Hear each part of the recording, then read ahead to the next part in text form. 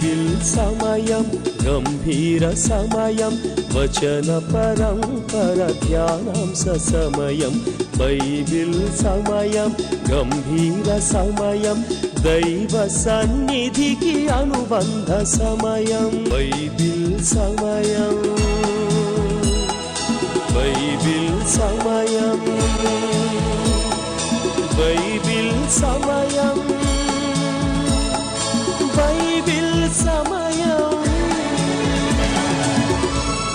ఈరోజు ఈ కార్యక్రమాన్ని స్పాన్సర్ చేసిన వారు బ్రదర్ శుభాకర్ బాబు ఫ్రమ్ ఖైరతాబాద్, హైదరాబాద్.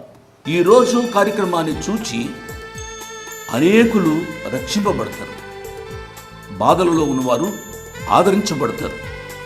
దానికి కారణం మీరే. కాబట్టి ప్రభు మిమ్మలను నిండారుగా దీవించును కాక. మీరు వింటున్నారా? వినడానికి ఇష్టపడుతున్నారా? దేవుడు మాట్లాడుతున్నారు. మీరు ఎలా స్పందిస్తారు? యోనా గ్రంథ ధ్యానాలు. Good evening. Praise the lord. దేవుని నామానికి స్తోత్రం. సకాలానికి వచ్చిన మీ అందరికీ నా ప్రత్యేక వందనాలు. దేవుడు ఈరోజు తన వాక్య సమృద్ధి చేత మనందరినీ దీవించునుగాక. మరొకసారి పలకరించడానికి ప్రభువారు నాకు ఇచ్చిన అవకాశాన్ని బట్టి ప్రభువారిని స్తుతిస్తున్నాను.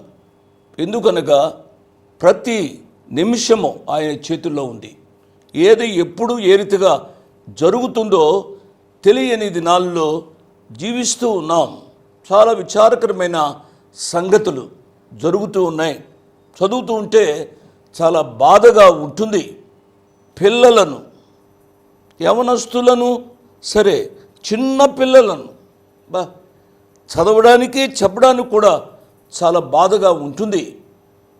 ఏది ఏ రీతిగా ఎప్పుడు జరుగుతుందో తెలియని దినాల్లో మనం జీవిస్తూ ఉన్నాం. కాబట్టి నా ప్రియులారా, చాలా జాగ్రత్తగా ఉండాలని, మన బిడ్డలను చాలా జాగ్రత్తగా పెంచాలని, ముఖ్యంగా యవ్వన బిడ్డలను చాలా జాగ్రత్తగా పెంచాలని మనవి చేస్తూ ఉన్నాను.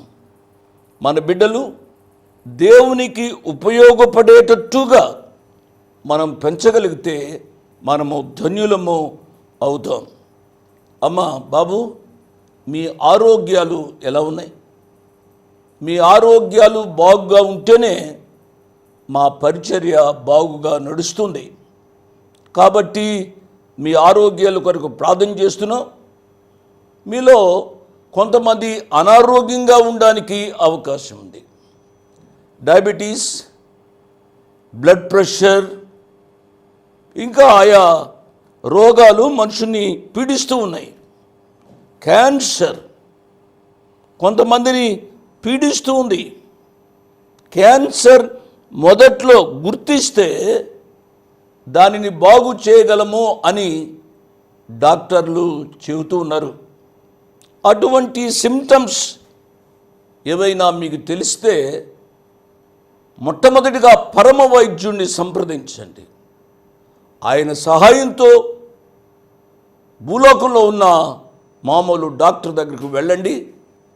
ప్రభువారు ఆ డాక్టర్కు జ్ఞానం ఇచ్చి మీ యొక్క అనారోగ్యాన్ని బాగు చేయడానికి అవకాశం ఉంది అనే సత్యాన్ని నేను జ్ఞాపకం చేస్తున్నాను. ఆ రీతిగా ఎంతోమంది స్వస్థపరచబడ్డారు. నా ప్రియులరా, నేను చెప్పేది ఏమిటి అనగా, వైద్యం తీసుకోవడం పాపము కాదు. ఈనాడు స్వస్థత సభలు పెట్టి ఏమేమో చేస్తున్నారు. స్వస్థత సభలు పెట్టేవారు, స్వస్థత మీద ఎంఫసైజ్ చేసేవారు మామూలుగా బోధ చేస్తే చాలా బాగుగా బోధ చేస్తున్నారు. కానీ ఈ పాయింట్ వచ్చేసరికి వారు స్వార్థాన్ని చూపెడుతున్నారా అని అనిపిస్తుంది. కాబట్టి నేను ఈ సాయంకాలం మనవి చేసేది, దేవుని మీద ఎక్కువగా ఆధారపడే దానికంటే మనుషుల మీద ఆధారపడవద్దు. దేనికి ఆధారపడవద్దు. నీ ఆరోగ్య విషయంలో, నీ యొక్క జీవిత సమస్యలలో నువ్వు ఎక్కువగా ప్రభు మీద ఆధారపడటానికి ప్రయత్నం చేయాలి. దేవుని యొక్క వాక్య ధ్యానంలోనికి వెళదాం. దయచేసి తలలు వంచండి, కండ్లు మూసుకోనండి, ప్రార్థనలో నాతో ఏకీభవించండి.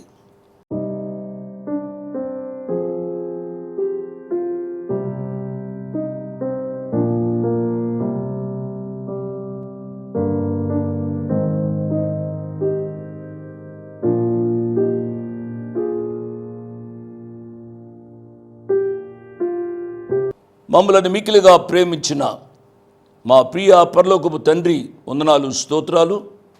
యోనా గ్రంథాన్ని ధ్యానం చేయడానికి మీరు మాకిచ్చిన కృప కొరకై వందనాలు, స్తోత్రాలు నాయనా. యోనా గ్రంథం ద్వారా అనేక సత్యాలు నాకు నేర్పిస్తూ ఉన్నారు, మాకు నేర్పిస్తూ ఉన్నారు. ముఖ్యంగా దైవ సేవలో ఉన్న మాకు నేర్పిస్తున్న పాఠాల కొరకై మీకు వందనాలు, స్తోత్రాలు నాయనా. దేవుని సేవలోనికి వచ్చి మీ మాటను నిర్లక్ష్యం చేసేవారంగా ఉండకుండానట్లు మీ సహాయాన్ని అనుగ్రహించండి. మీ మాటకు సంపూర్ణ విధేయత చూపెట్టేవారంగా మీరు మాకు సహాయపడండి నాయన. అనారోగ్యంగా ఉన్న బిడ్డలను దయతో మీరు ముట్టి స్వస్థపరచండి నాయన. ఎవరైనా వైద్య సహాయము పొందుతూ ఉంటే పరమ వైద్యుడా, ఆ వైద్యునికి సహాయపడండి. సరైన జ్ఞానాన్ని అనుగ్రహించండి ప్రభువా, కృప చూపించండి. ఈ రాత్రిలో టీవీ దగ్గరికి వచ్చి వాక్యాన్ని వింటున్న ప్రతి బిడ్డను నిండారుగా దీవించండి, మహిమ పొందండి. మీ చేతులకు మమ్మల్ని అప్పగించుకుంటూ మీ కుమారుడు మా రక్షకుడు యేసు ప్రభువారి యొక్క అతి శ్రేష్టమైన నామమున స్తోత్రం చెల్లించి వేడుకున్నాము తండ్రి, ఆమెన్.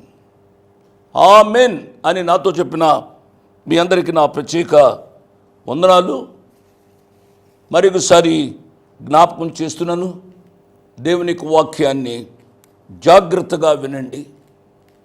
ఒక చెవి ఒకదానిపై పెట్టి ఇంకొక చెవి దేవుని వాక్యంపై పెట్టడం మంచిది కాదు. ఇదే సమయంలో నేను చెప్పేది ఏమిటనగా, కొంతమంది ఇంటిలో 2-3 టీవీలు ఉంటాయి.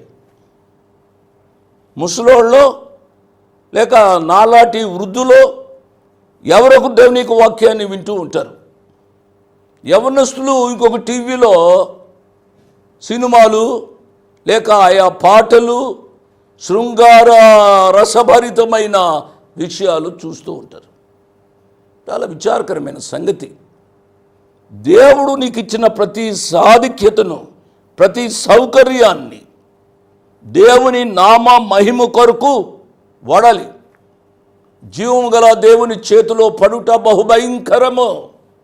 ఈ సత్యాన్ని మీరు అర్థం చేసుకునే వాళ్ళని ప్రభు పేరిట నేను జ్ఞాపకం చేస్తూ ఉన్నాను. యోనా ఓడ మీద ప్రయాణం చేస్తూ ఉండగా ఓడకు పెద్ద తుఫాను వచ్చింది. ఈ యోనా మట్టుకు ఓడ దిగువ భాగమునకు వెళ్ళి గాఢ నిద్ర పోతున్నాడు. ఇతడు ఒక పెద్ద నిద్రపోతయ్యాడు. చాలా విచారకరమైన సంగతి. తిండిపోతులు, నిద్రపోతులు, సోమరిపోతులు, ఇదిగా చాలామంది పోతులు ఉంటారు.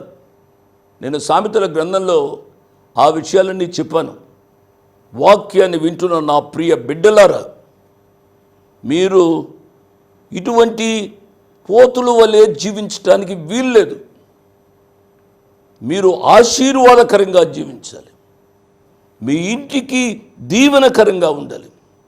అనేకులకు దీవెనకరంగా ఉండాలి.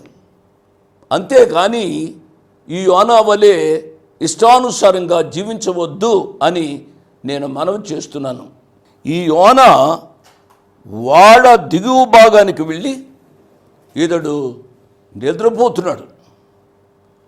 తుఫాను వచ్చిందో, ఏమొచ్చిందో, గాలి ఏ రీతిగా విసురుతుందో, ఆ ఓడలో ఉన్న ప్రజలు ఎంత కంగారు పడుతున్నారో, మా ప్రాణాలు పోయేటట్టుగా ఉన్నాయి అని చెప్పి కొంతమంది ఆడవాళ్ళు ఉంటే ఏడుస్తూ ఉంటారు. మగవాళ్ళు ఆడవాళ్ళు కలిసి తమ దేవతలకు మొక్కుకుంటున్నారు, ప్రార్థిస్తూ ఉన్నారు. అటువంటి పరిస్థితుల్లో ఆ ఓడ నాయకుడు ఈయన దగ్గరికి వచ్చాడు. ఎవరి దగ్గరికి? యోనా దగ్గరికి వచ్చాడు. యోనా దేవుని సేవకుడు, యోనా దేవుని ప్రవక్త, గౌరవం కలిగిన వాడు.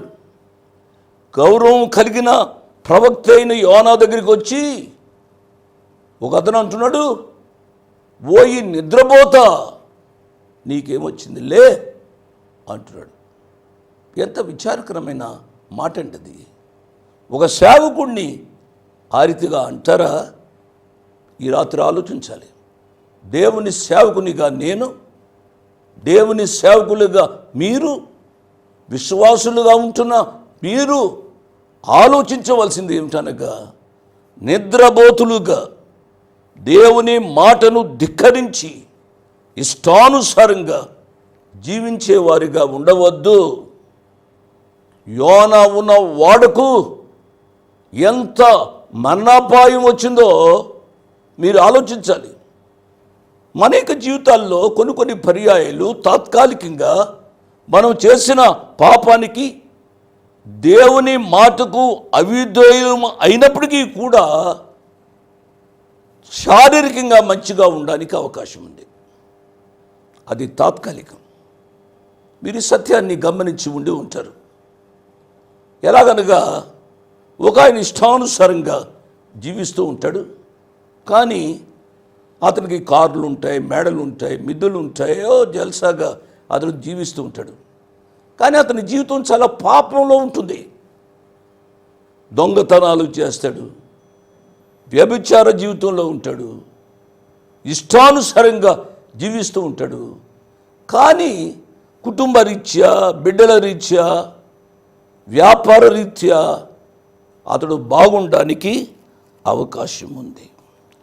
నా ప్రియులరా, అతడు వచ్చి గద్దించాడు. అందులో వాడవారు ఎవరిని బట్టి ఇంత కీడు మనకు సంభవించిందో తెలియటకై మనము చీట్లు వేతము రండని ఒకరితో ఒకరు చెప్పుకొని చీట్లు వేయగా చీటి యోనా మీదికి వచ్చెను. గత పాఠంలో నేను చెప్పాను, మరలా చెప్పవలసిన పని లేదు. చీట్లు వేయడం కరెక్టా కాదా? చీట్లు వేయడం కరెక్ట్ కాదు. దాని గూర్చి తర్జన భర్జనతో కూడిన కొన్ని విషయాలు నేను జ్ఞాపకం చేశాను.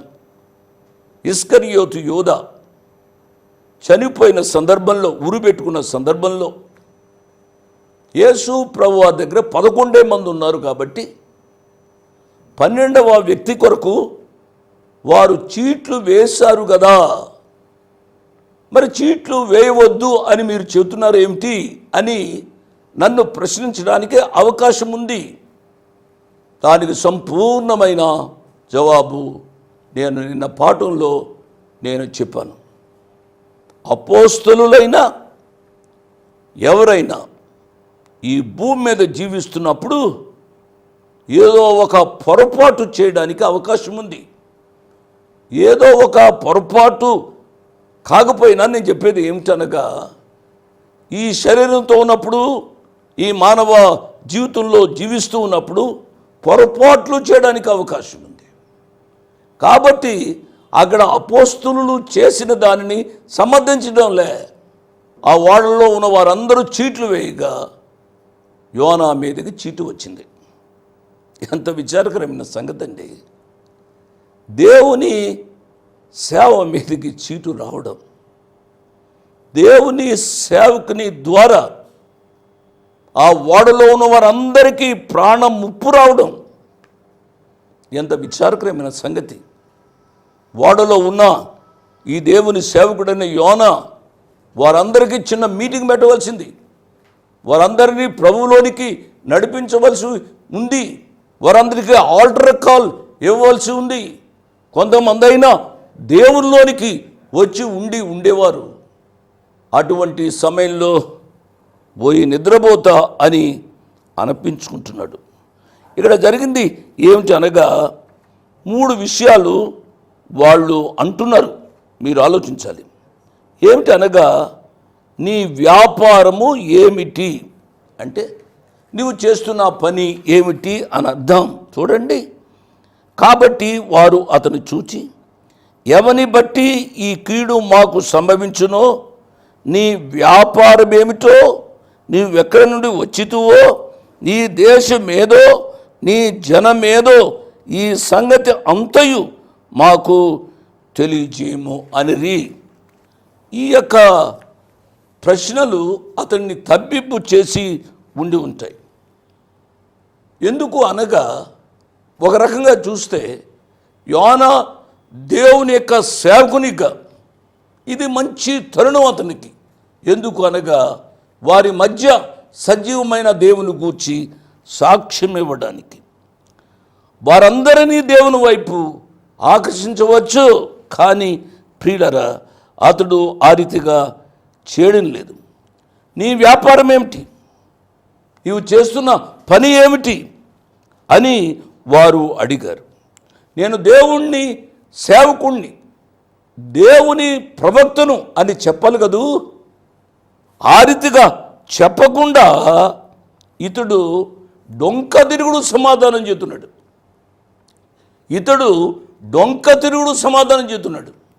ఈ దినాల్లో కూడా కొంతమంది సేవకులు ఈ రీతిగానే ఉంటారు. సేవకులే కాదు, విశ్వాసులు కూడా ఈ రీతిగానే ఉంటారు.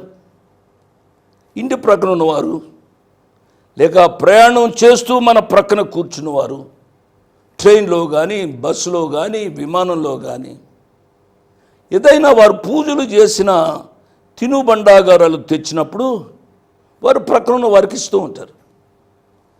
ప్రక్కన ఉన్న వారికి ఇస్తూ ఉంటే వారు అనగా క్రైస్తవులు దాన్ని తీసుకుని అలా పెట్టుకుని బయట పారేస్తారు.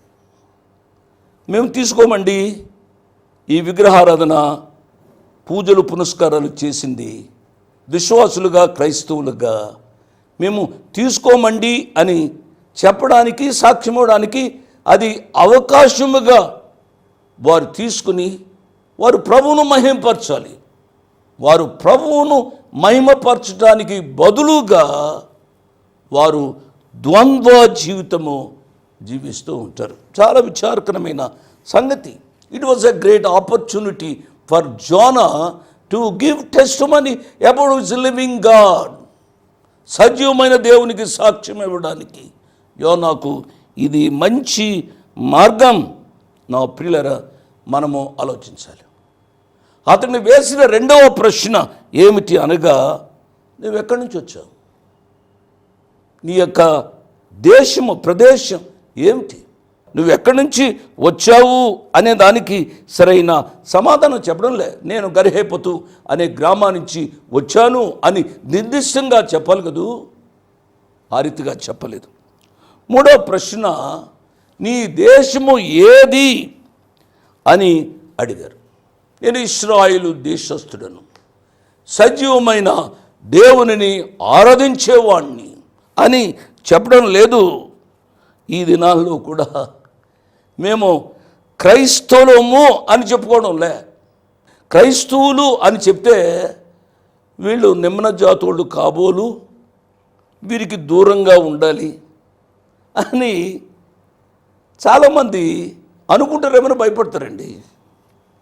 నేను కూడా ట్రైన్లో ప్రయాణం చేశాను, బస్సులో ప్రయాణం చేశాను. దేవుని యొక్క మహాకృప వల్ల నా విమానాల్లో కూడా నేను ప్రయాణం చేశాను. అప్పుడప్పుడు నన్ను కూడా అడుగుతూ ఉంటారు, మీరు ఎవరండి అని అడుగుతూ ఉంటారు. అప్పుడు నేను యేసు ప్రభు వారికి సేవకుడినండి అని నేను చెబుతాను. నేను ఆ మాట చెప్పిన వెంటనే వారు కొంచెం ముభావంగా అటు తిరిగి నాతో మాట్లాడకుండా ఉన్న సందర్భాలు నేను ఫేస్ చేశాను.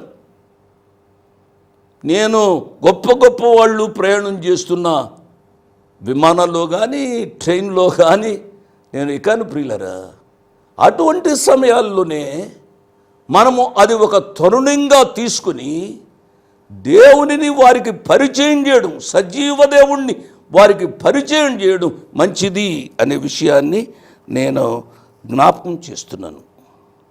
4వ ప్రశ్న, నీ జనమేది? ఈ ప్రశ్నకు యోనా ఏం చెప్పాలి? నేను జీవము గల దేవుని సంతతి అయిన ఇశ్రాయేలు జనాంగానికి సంబంధించిన వాణ్ణి అని సమాధానం చెప్పాలి. ఆ సజీవ దేవుని పక్షంగా అతడు సమాధానం చెప్పడంలే. ఆ దేవుని పక్షంగా నేను నినివేకు పంపించబడ్డాను అని చెప్పడంలే. ఈ రీతిగా ఒక పిరికివానిగా అతడు సమాధానం చెప్పకుండా ఏదో డొంక తిరుగుడు సమాధానం అతడు చెప్తూ వచ్చాడు. దీనికి ఒకే ఒక బలమైన కారణం ఏమిటి అనగా, ఈ యోనా దేవుని ఆజ్ఞను తిరస్కరించటం, యోనా దేవుని చిత్తాన్ని ఉల్లంఘించడం.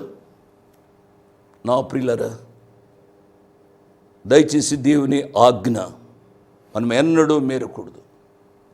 దేవుని చిత్తానికి విరోధంగా మనము జీవించకూడదు. కొంతమంది యవ్వన బిడ్డలు నన్ను అడుగుతూ ఉంటారు, అంకుల్ దేవుని చిత్తం ఏ రీతిగా తెలుస్తోంది? ఆడబిడ్డలు అడుగుతూ ఉంటారు, మగ బిడ్డలు అడుగుతూ ఉంటారు. నేను ఫలానా అబ్బాయిని చేసుకోవాలని, ఫలానా అమ్మాయిని చేసుకోవాలని, లేక ఫలానా కోర్స్ చదవాలని, ఫలానా ఉద్యోగం చేయాలని దేవుని చిత్తం ఏ రీతిగా తెలుస్తోంది అని అడిగేవారు. వారికి నేను సమాధానం చెప్పేవాడిని. వాళ్ళు కన్విన్స్ అయినా కన్విన్స్ కాకపోయినా దేవుని చిత్తం తెలియడం అనేది దేవుని వాక్యంలో సమయాన్ని గడపాలి, దేవుని యొక్క ప్రార్థనలో సమయాన్ని గడపాలి, దేవునితో సహవాసం చేస్తూ ఉండాలి. అప్పుడే దేవుని మనస్సు, దేవుని చిత్తం మనకు తెలుస్తుంది అనే సత్యాన్ని నేను జ్ఞాపకం చేస్తున్నాను. నేను ముగిస్తున్నాను ప్రియులరా. చాలా మంచి విషయాలు ఇక్కడ మనం చదువుతున్నాం. అప్పుడు అతను సాక్ష్యం ఇస్తున్నాడు. ఆ సాక్ష్యంలోని విషయాలు రేపు పాఠంలో నేను చెప్తాను. ఏమంటున్నాడు? నేను హెబ్రీయుడను, సముద్రమునకును భూమికిని సృష్టికర్త అయిన ఆకాశమందుండు దేవుడునై ఉన్న యెహోవాయందు నేను భయభక్తులు కలవాడునై ఉన్నాను. తాను యెహోవా సన్నిధిలో నుండి పారిపోచున్నట్టు అతడు ఆ మనుషులకు తెలియజేసిండను గనుక వారు ఆ సంగతి తెలుసుకొని మరింత భయపడి నీవు చేసిన పని ఏమని అతని అడిగారు. నా ప్రియులరా, ఇతడు తదుపరి అయినా అతడు చేసిన పనిని ఒప్పుకున్నాడు. యథార్థంగా వారితో చెప్పాడు. తరువాత వారు ఏం చేశారు? యోనాకు దేవుడు ఏం చేశాడు? వచ్చే పాఠంలో మనం చెప్పుకుందాం. వెరీ ఇంట్రెస్టింగ్ సబ్జెక్ట్ యోనా గ్రంథమే. కాబట్టి ఈ విషయాలు మా సంఘంలో విన్నాము లేక ఎక్కడో విన్నామనే నిర్లక్ష్యంగా ఉండకుండా దేవుడు మనకు బోధిస్తూ ఉన్నప్పుడు ఆయన బోధకు సరిగా చెవియొగ్గి ఆయన మాటలు జాగ్రత్తగా విని ఆయన మాట ప్రకారం జీవించడానికి తీర్మానము చేసుకున్న నాడు నీవు నేను దీవించబడతాము అనే విషయాన్ని చెబుతూ నేను ముగిస్తున్నాను. ఈ కార్యక్రమాన్ని ఇంతవరకు విన్నా నా ప్రియ బిడ్డలరా, దేవుడు మిమ్మలను నిండారుగా దీవించునుగాక. అపోస్తలుల కార్యముల గ్రంథ వివరణ మీరు విని ఉంటారు. థర్స్డే అండ్ ఫ్రైడే బక్సింగ్ గారి యొక్క పాఠాలు విని ఉంటారు. Saturday and Sunday. ఈ రోజులకు అన్నిటికీ మేము ప్రతిరోజు 12,000 రూపాయలు కట్టాలి. దరిదాపు 4 లక్షల రూపాయలే కార్యక్రమానికి అవుతుంది. దయచేసి ఇంకా ఎవరి దగ్గరికి వెళ్ళాలి? ప్రభు తరువాత మీరే మమ్మలను ఆదుకోవలసిన వారు అని మీకు చెబుతూ నేను ఈ కార్యక్రమాన్ని ముగిస్తున్నాను.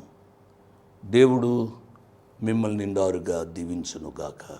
ఆమేన్. సిలువకు నిన్ను నే కొట్టి తిని, తులువలతో చేరి తిని, కలుషంబులను మోపి తిని, దోషుండనేను ప్రభువా, అపరాధిని యేసయ్యా, కృప చూపి బ్రోవుమయ్యా.